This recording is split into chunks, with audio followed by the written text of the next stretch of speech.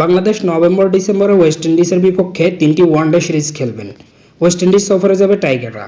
আর এই সিরিজ দিয়ে আন্তর্জাতিক ক্রিকেটে ফেরার কথা রয়েছে তামিম ইকবালের।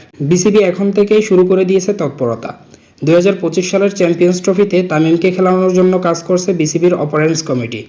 কেননা তামিম ছাড়া বাংলাদেশের ওপেনিং যাচ্ছে তাই অবস্থা। তামিমের বিকল্প হিসাবে অনেককেই ট্রাই করা হয়েছে, কিন্তু কেউই তেমন একটা সেট হতে পারেনি। সবাই ব্যর্থ। হালের নাইম শেখ থেকে শুরু করে এনামুল হক বিজয়, তরুণ ওপেনার তানজিদ তামিমও ফেল।